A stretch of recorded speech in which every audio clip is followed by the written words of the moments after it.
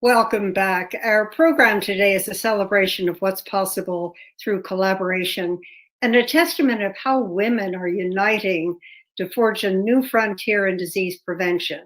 We're also here to help you gain an insider's perspective about health as the new wealth and how we get there from a very impressive group of global women leaders.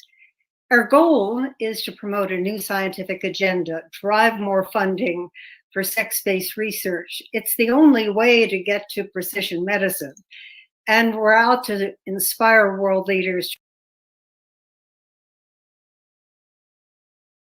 to create policies that address the economic inequities that hold women back. The all-women leadership of the Global Alliance on Women's Brain Health, the Global Brain Trust, WAM, and the Women's Brain Project Switzerland is distinguished and diverse. We count prominent scientists, business and NGO executives, and public figures among our intergenerational thought leaders. Let's lead off with a personal note to women around the world from our Global Brain Trust ambassador and famed international opera and music artist, Renee Fleming.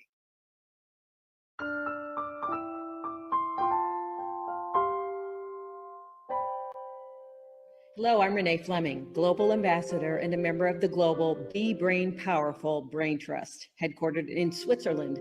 We support the UN Sustainable Development Goals and the progress of women everywhere through our mission to promote brain and mental health across the lifespan. And we accomplish that through the Be Brain Powerful campaign, designed to empower and join women globally to transform brain health for everyone, women and men, young and old, now and for future generations.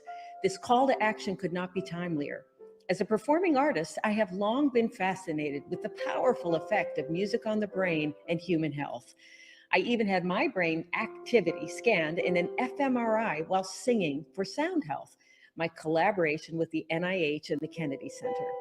In May, I launched my own web series, Music and Mind Live, focused on the intersection of music, neuroscience, and health. But artists need a stage, and right now, the performing hall lights are dark, as are many industries around the world. Social cohesion, a keystone of human evolution, is difficult now, but we will persevere in this pandemic through the human connection. To all young women around the world, do not lose hope. You are the shining light of our future. Throughout our program today, you'll be hearing from Renee Fleming as she uses her voice to support women's health. Later, we are going to take her up on her invitation to see what happens when a musical virtuoso teams up with scientists at the National Institute of Health. Adriana, it's well worth waiting for.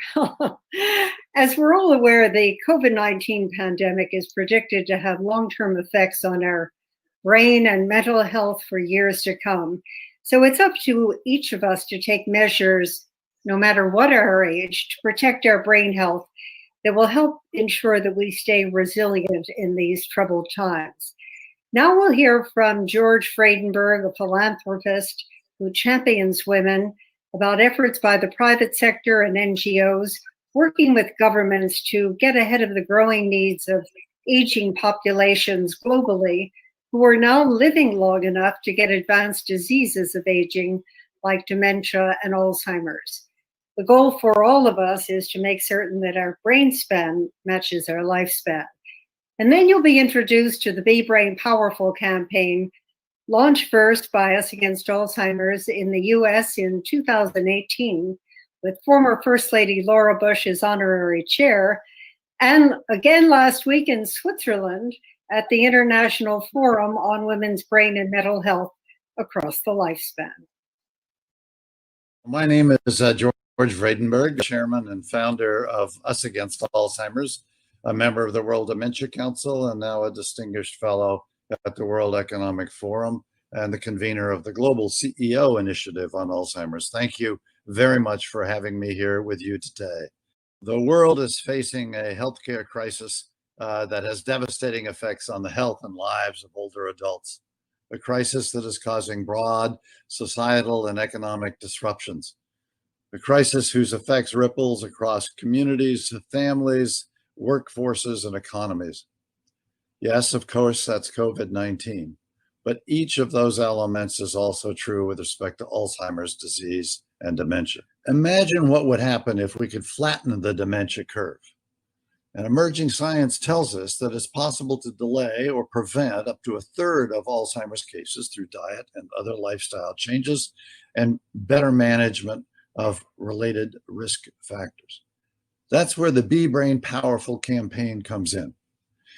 This campaign engages with women, led by women, to transform lifestyle behaviors, not only for themselves, but their families, to improve their brain health. We launched this campaign in the United States in 2018. Now we're delighted that the campaign is expanding to Switzerland.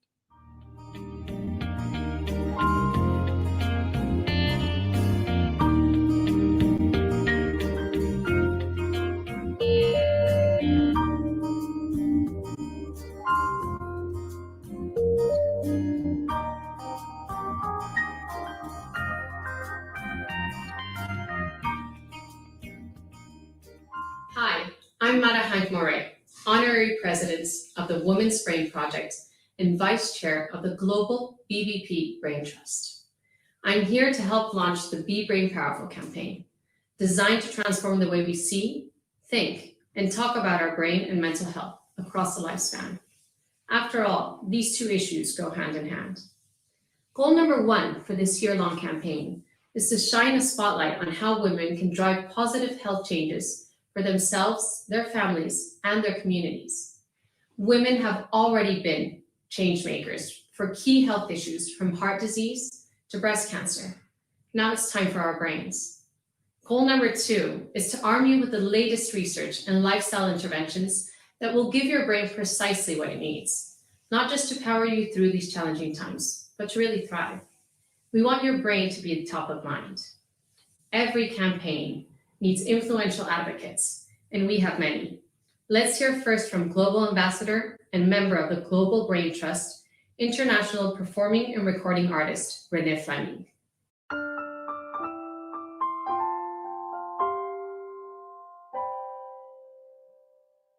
Hello, I'm Renee Fleming, Global Ambassador and a member of the Global Be Brain Powerful Brain Trust.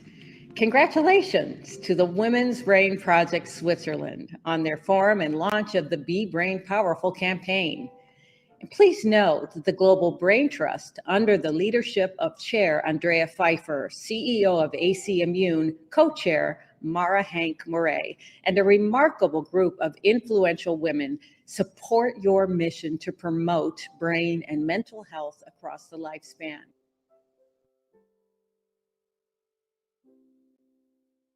Thank you, Renee. We are so honored to have you with us.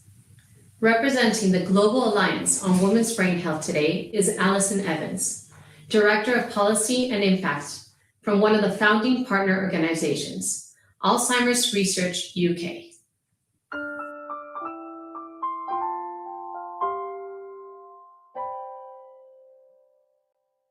Hi, I'm Alison Evans, Head of Policy from Alzheimer's Research UK. As founding partners in the Global Alliance on Women's Brain Health, we're absolutely delighted that the Women's Brain Project is today taking on board Be Brain Powerful and launching the campaign. Why is this campaign so important? To be brain powerful, to think about from the neck up, how do we look after our brains, both for ourselves because of the impact that dementia has on women, as carers of people who are living with dementia, but also as the chief medical officers of our own households. How do we think about what we're doing today, how we look after our brain, how we make sure that we eat the right things, take our daily exercise. In a time of COVID, when we're all on a much simpler lifestyle and a form of lockdown, how do we make those little contributions that help today, but also help for tomorrow? So I really wish you all the best on launching this campaign today in Switzerland, and we're delighted to see you take this forward. Together, we can make sure that we look after women's brain health. It's important for everyone today and also tomorrow.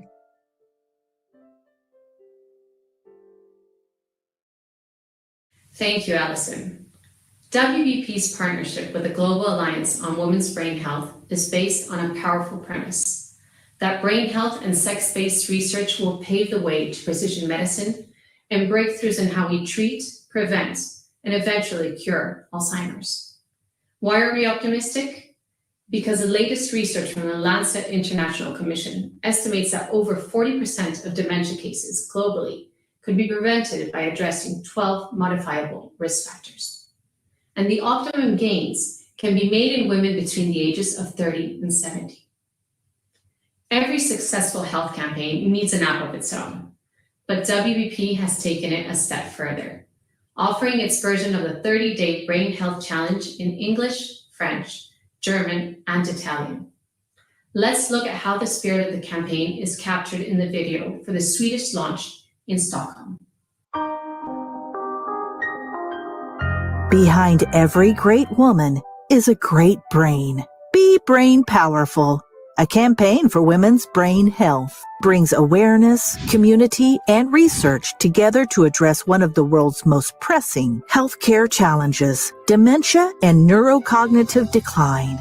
More than 50 million individuals around the globe are currently living with a form of dementia, making brain health incredibly crucial for women of all ages to prioritize. By following 3 simple steps, you can align with risk reduction methods based on the International Finger Study to prevent or delay cognitive decline through lifestyle changes made over time. Step 1. Download the Jeris Solution app, free of charge. Create an account. Select the Be Brain Powerful Challenge and ensure to accept post notifications. Step 2. Come back to the app every day to get your daily challenge and tips on how to improve your brain health. Step 3. By prioritizing your brain health, you will also be helping Swedish scientists gain new insights and perspectives with your profile's data. What could be better than that? The more you know now, the better you are equipped to maintain a healthy brain. Join our 30-day Brain Health Challenge with Jeris Solutions, and let's make brain health top of mind. #Brain Goals. The Be Brain Powerful campaign is reaching tens of thousands of women with its virtual 30-day Brain Health Challenge, and we encourage all of you to sign up. Now, I am pleased to introduce Dr. Andrea Pfeiffer, co-founder and CEO of AC Immune and chair of the Global Brain Trust, who generously made the Swiss edition of the campaign possible.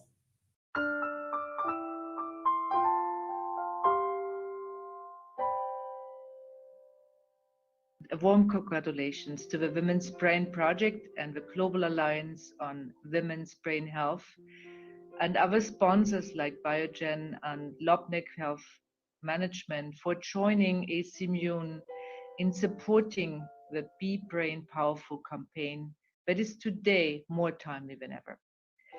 The coronavirus pandemic has really shone a light on mental health and in particular women's mental health. Juggling work and home, social isolation, job uncertainty, lack of childcare, these have all taken their toll. But in this immediate crisis, we must remember that there is a slower pandemic on the horizon and we must act now. As CEO of a biotech company developing new diagnostic and medicines for Alzheimer's disease, I know how devastating that diagnosis is. And it's hard as we scientists, and I'm one of them, and doctors around the world are trying, we do not have a cure today. This means on current trends, by the year 2045, Switzerland may have around 270,000 cases and about 200,000 cases will be women. This is almost equivalent to the entire population of Geneva. The prospect of losing this number of mothers, daughters, wives, friends, sisters, aunts, grandmas, nieces to such a cruel disease is something none of us should accept. And this is why we are here today. Because in a year where I think we have all had enough difficult news, there is hope. There are simple steps we can already take today to protect and enhance our brain health. This is at the heart of Be Brain Powerful campaign.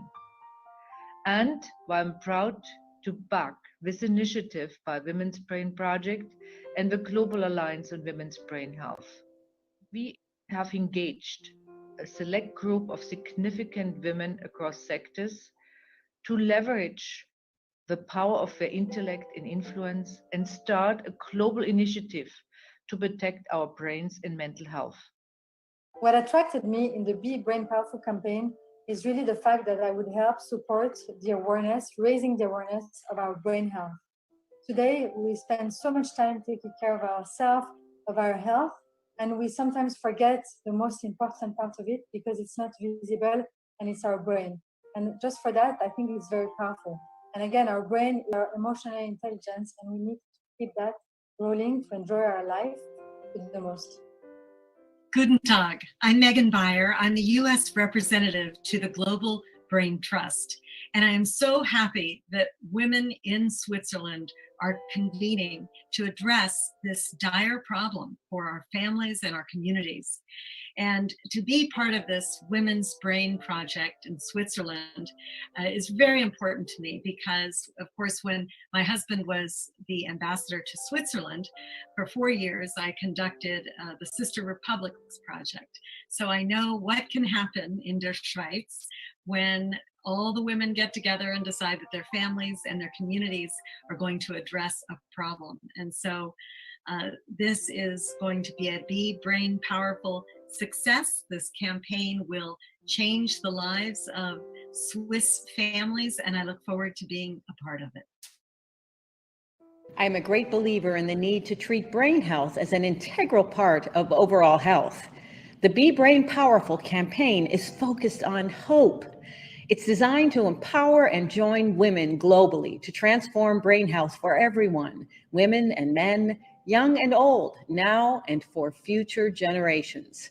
Congratulations to all.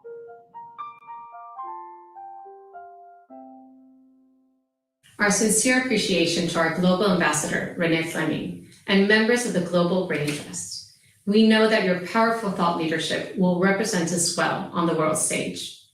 And for all of you joining us, we're just getting started. The goal of the Be Brain Powerful campaign is to engage millions of women globally through outreach, partnerships, and collaboration. Today's launch by the Women's Brain Project here in Switzerland is another milestone on that journey.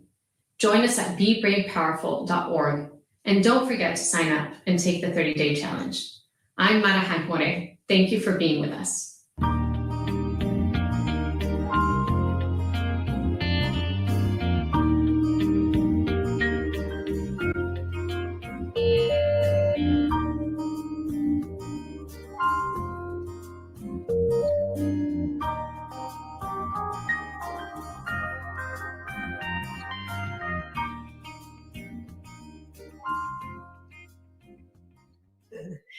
Now it's a special treat to hear from singer, songwriter, and actress Mandy Moore, who has 4.5 million followers on Instagram, 2.4 million on Twitter, 6.4 million watch the show she stars in called This Is Us.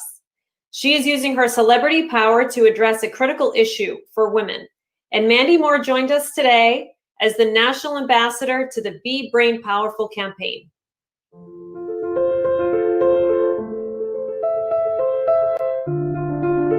Hi, I'm Mandy Moore, and I'm thrilled to be an ambassador for the Be Brain Powerful campaign.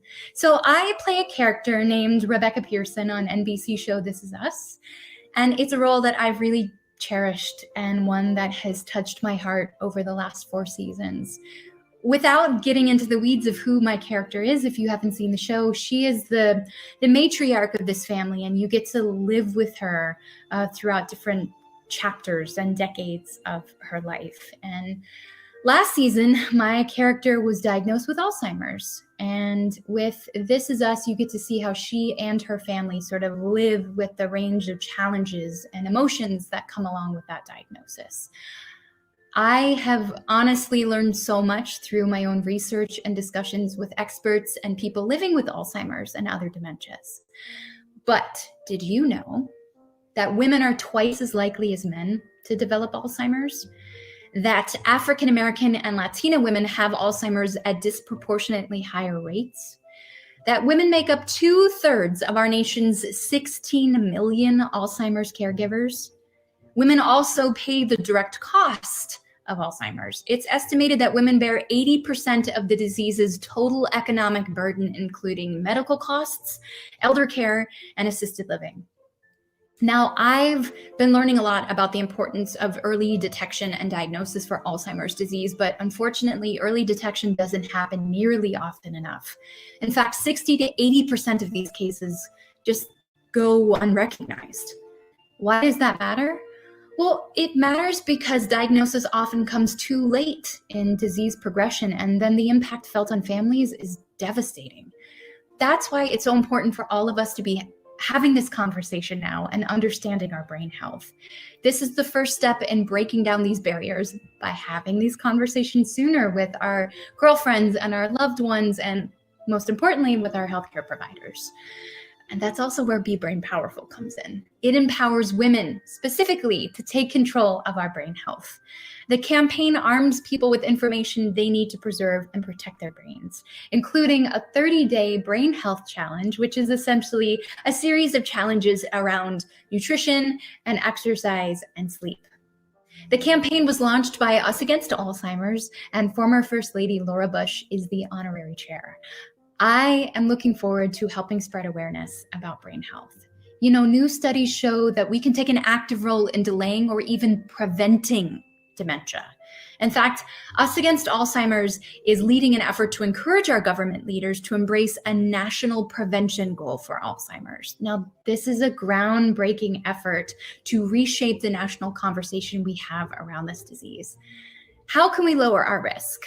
Important question. We can do that by caring for our minds and our bodies, focusing on our mental and emotional health, eating well, sleeping, and exercising. I took the Brain Health Challenge myself, and it really did serve as a daily reminder of the things that I know I can do to care for my brain. Our brains should always be top of mind, pun intended.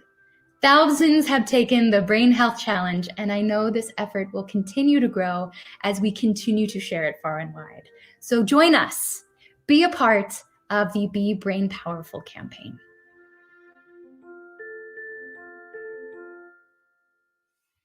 Our gratitude to Mandy Moore for using her voice to take up this important cause. You know, Adriana, we all need role models, and I'd like to introduce an inspirational fashion icon and fierce woman health advocate who was way ahead of her time.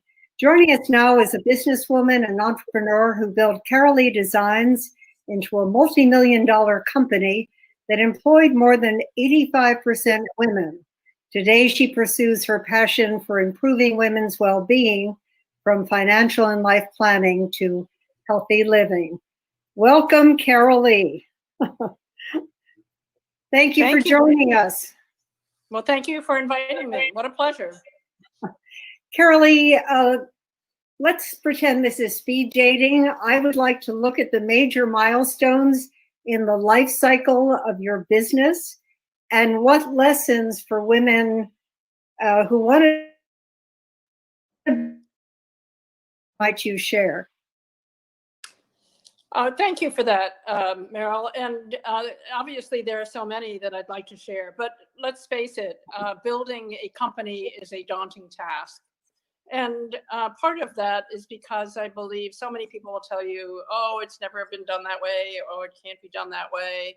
Oh, you should have think about it in a different way. And the fact is that it takes a huge amount of perseverance and determination to stay very focused and to make sure that your vision, which I'm sure is unique, is one that can be fulfilled.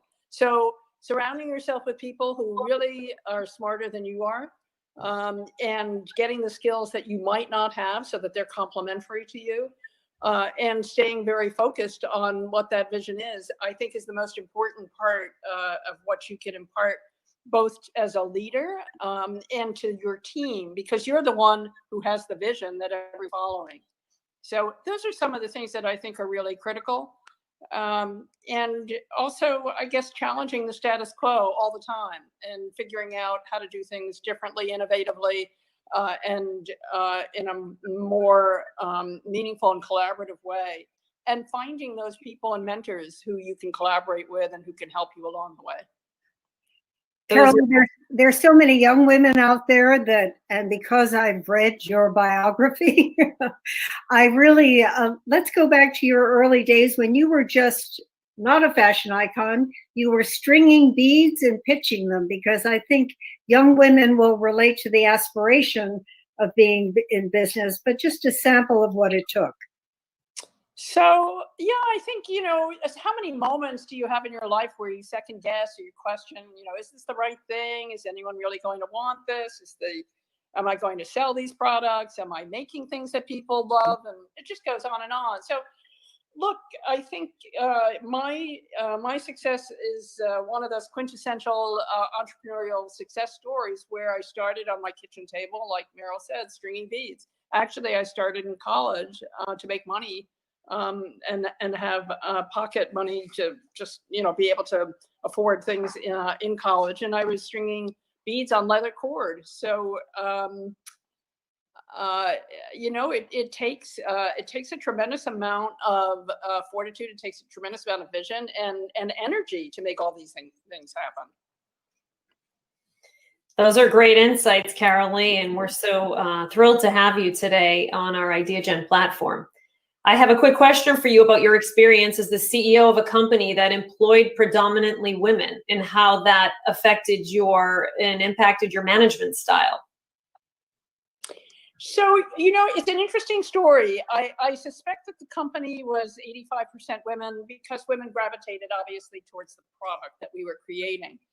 But I think also because I had an empathy and an understanding of what it took to be a woman and have children and try to run a business, build a business, have a husband, and balance all of these things. And let's face it, you can't do them all perfectly, and they all become very challenging.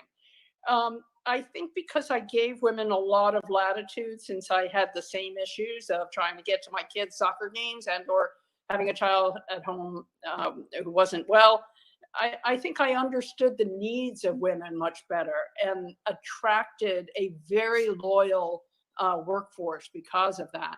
So I think that continued to feed on my ability to find extraordinary women to join the company and help me grow it. And that was the team that I built was just an amazing team.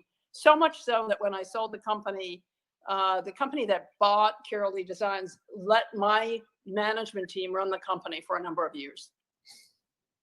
That's a great tribute to you. Carol Lee, Melinda Gates, the co-chair of the Bill and Melinda Gates Foundation, when speaking on the value of gender equity, has been quoted as saying, if you invest in a woman, she invests in everyone else around her. Now, does that connect with your vision for Access Circles, which is a by invitation only global network for women? So building an enterprise is a difficult thing to do. But if you think about bringing women together to help them understand how to manage their health and well-being, as well as their financial and life planning parts of their lives, you enrich not only yourself, but everyone around you because of the connectivity that we bring to each other and because of the value that we bring to each other in our unique experiences. So Access Circles was a wonderful way for me to foster those kinds of relationships in women, to put them in a unique and trusted environment in which they could share intimate parts of their lives with other women and learn from each other, so that we become better at what we do. We become healthier, we become more balanced, we become more knowledgeable, our families become closer, and the companies that we work in are enriched. So it just is a consistently healthy way to feed our circles, if you will, as well as each other, and become just much better in the long run. Carolee, what was your wake-up call to the shocking disparity in women's health research? I think there were many along the way. I was always fascinated and interested. Obviously, I'm very focused on equality and always have been. And I always sought out information, and I guess it was given to me as a business leader. People would, tell me things like, "Aren't you shocked that?" or "Aren't you surprised that?" And so let's take venture capital, for example. So less than 2%, I believe it is, of all assets are accessed by women for venture capital money. I mean, how's that possible? How do women start businesses then, if that's the case? And why is that so? And so it would go. And yet women are the economic engines of every country. So it would surprise me when I would hear these contradictory bits of data that would say, but women are not part of clinical trials. And you would read something like that and you would say, that's not possible. And, there have been so many instances in my life where I've said that's not possible. But I think when it comes down to health, and I started realizing that women basically are an understudied species. And when I started finding that out, I reached out to, again, many people, a lot smarter than I am, in the world of health and wellness, and at the leading institutions, to ask them if that was really the case. Are these things really true? Are women not studied? Are female mice not included? And why is that? And how is that possible? And by the way, what impact does that have on our well-being, and therefore the well-being of our families, our companies, and the economy at large? And I think it was when I did some research to understand what might be available to show what would happen if we accelerated women's health research, that I realized there wasn't any. And that was when I think the biggest aha moment hit me that, there's something we could all do about this. There's something that I felt I could create enough energy around this subject and this issue to create a major shift and change and make women's lives that much better by making them healthier and well. So like the businesswoman you are, Carolee, you founded WHAM to address the disparities in women's health research, not with just one approach, but with a three-pronged approach. Can you quickly describe them before we meet the other women who have joined your call to action? Yes, absolutely. So, when you're starting something like this, and it's very similar to when I started my first business, I think there needs to be tremendous clarity about your vision and how you're going to achieve it. And it seemed very obvious to me that there were three ways that we could have a major impact. The first was to create what we were referring to as the Investigators Fund. And that would be a fund that would raise money from private individuals and foundations to support women's health research, specifically in areas where there was the greatest delta. And the second was and I should say we raised $1 million within the first year. And we've supported 3 different grants, which is, I think, quite amazing. And the second was to create the WHAM Collaborative. And the collaborative was to bring together those leading scientists who were working in women's health research. And believe it or not, there appear to be less than 15 institutions who are supporting that kind of research. Doesn't mean that there aren't individual researchers out there, but there are truly less than 15 institutions that have that kind of support for women's health research. And so we aligned those 15 institutions together and brought them together, met up at Brigham Harvard, who is our lead scientific partner, and have tried to galvanize activities and gatherings and ways to bring them together to support and encourage and accelerate research that they're working on. And the third, which we're very excited about, was to create a data-driven compendium that would show what would happen if we did accelerate women's health research in the next 5-10 years, what has happened over the past 5 or 10 years that has had a deleterious effect on women's health and on the economy. Because at the end of the day, this is an economic imperative. So thank you, Carolee, for joining us. And now let's hear why WHAM really matters. Thank you. So WHAM is going to make a difference. WHAM is the only way that we're going to create a major shift and change. And we're going to do that through the 3 ways that I just just described, the Investigators Fund, the Collaborative, and the WHAM report, but also by informing and sharing this data with women, with companies and corporations, with institutions, and with NIH and other advocacy groups that can help. Without having the ability to bring people together at all different levels and from all different aspects, we won't make the kind of progress that we need. But we're pretty confident now that based on our relationship with the RAND Corporation, with whom we're collaborating to create the WHAM report, that we will have enough data that will show why these changes are so necessary and such an economic imperative. Thank you so much, Carol Lee. And now let's hear and see why WHAM matters. Did you know that women's health isn't just an inequality issue? It's also an economic one. 20 years ago, I started bringing together other executives and business leaders to talk about women's health. And what began as a desire to improve the well-being of women workers exposed me to something fundamentally wrong in women's health. In clinical research, women are an understudied species, which is hard to believe. And until 1993, women were not even part of clinical trials. Even more, until 2016, female mice were not included in clinical trials. This is not just an inequality issue, although it certainly is one, and it's also a social justice issue. I didn't know. I, of all people, should have known better. I'm an MD and a PhD and a woman, and I didn't know. We know today that almost every disease affects women differently than it does men, because we know that every cell in the body has a sex. Yet we still don't prioritize and invest in research that focuses on women or even includes women in sufficient numbers. Women's lifetime risk of developing Alzheimer's disease is almost 2 times that of men, and about 2/3 of all Alzheimer's disease cases are women. Our research has found significant differences in the ways that men and women experience brain diseases. Alzheimer's disease impacts men and women differently. 1 in 3 women across the world who will die of a heart attack. There was a study that recently came out that in the past 10 years, all the studies of cardiology were looked at. Only 36% of the participants in those studies were women. The FDA came out with a 10-year analysis of medications. In over 300,000 participants, 36% were women and 4% were African American women. We are basing our treatment paradigm on analyses and statistics that don't even apply to us.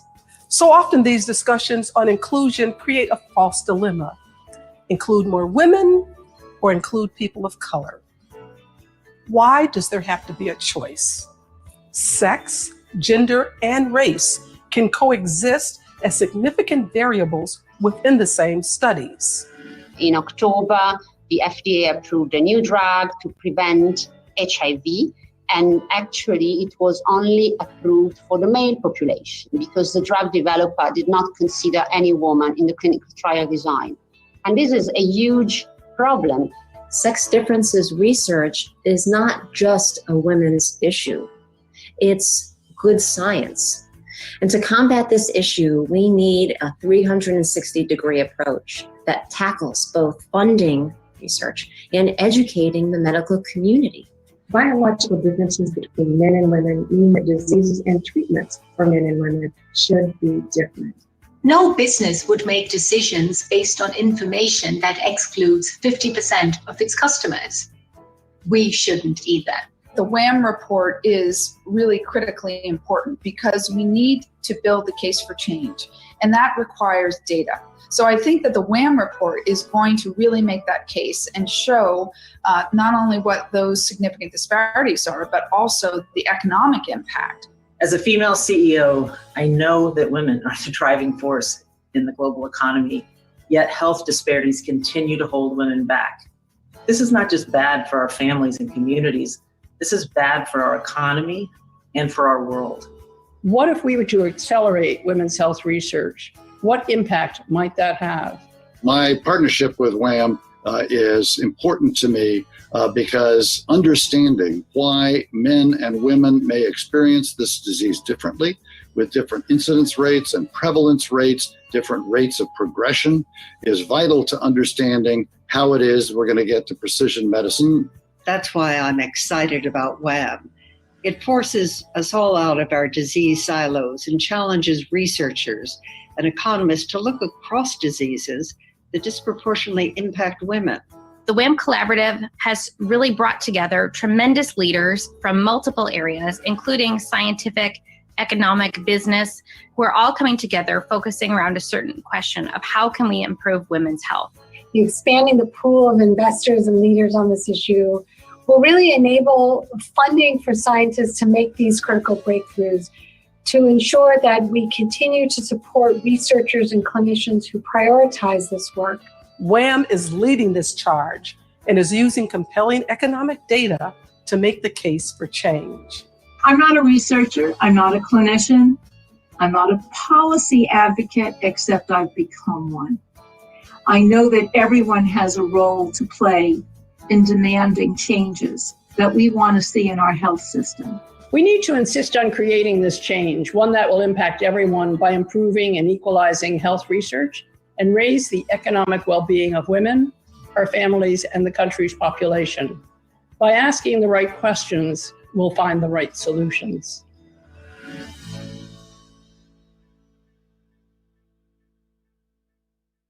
As promised earlier in the show, we're back now with international music artist Renee Fleming, who lent her voice to researchers to uncover the power of music in the brain.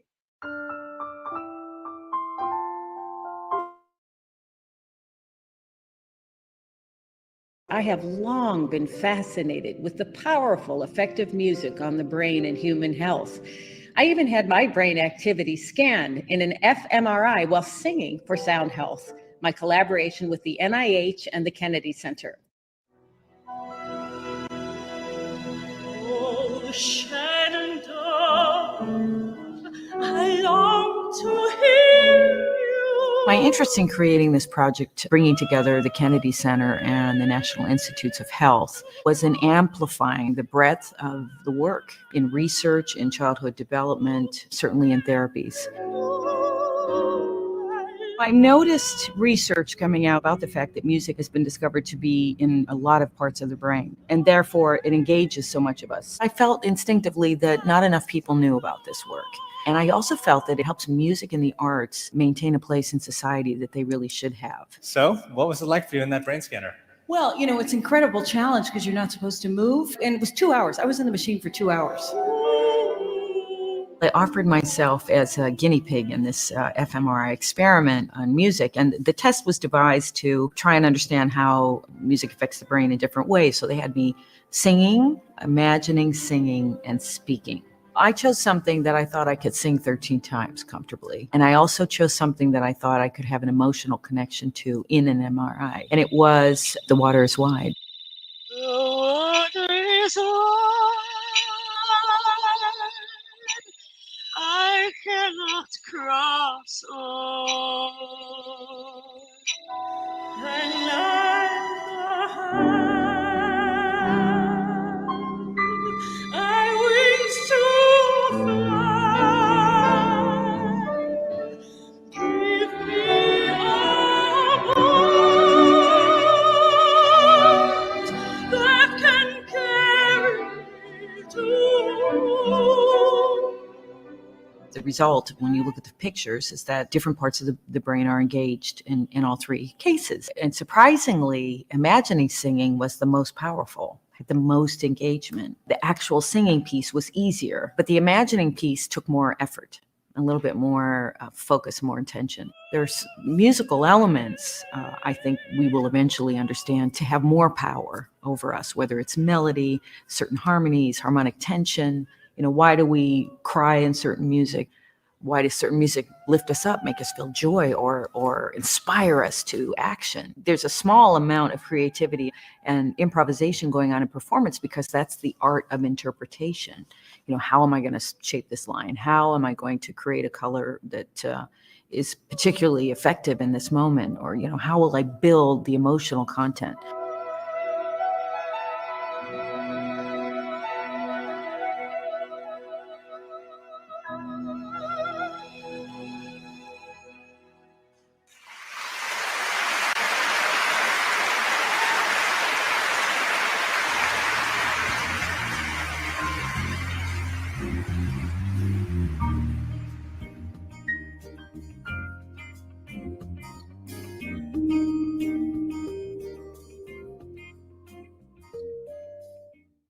I feel inspired by leaders like Meryl, Renee Fleming, Mandy Moore, and other advocates we heard from today, as we at Ideagn and our partnering organizations of other fearless leaders and the causes they support, including feelings of hope, inspiration, admiration, and confidence that we can achieve these global goals by 2030.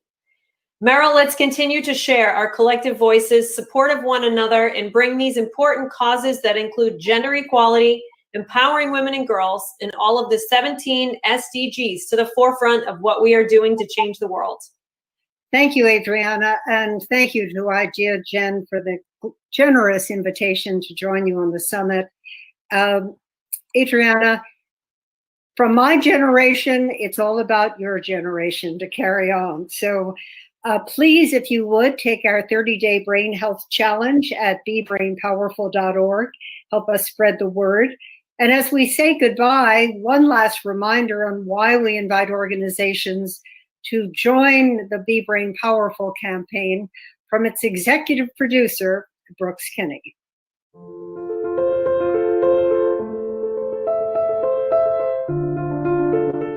Hi, I'm Brooks Kenny with Us Against Alzheimer's.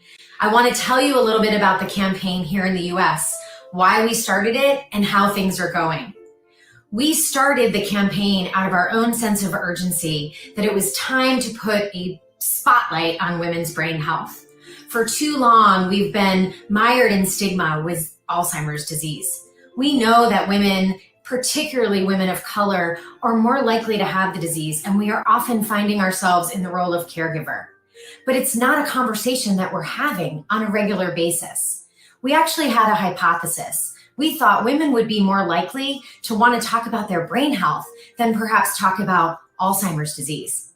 There are lots of health topics that are part of our regular conversation: heart disease, diabetes, cancer. Well, we need Alzheimer's to be at the top of the list. And the way we can do that is by shifting the conversation, one from dread to one of hope and empowerment, because indeed there are things we can do to care for our brain.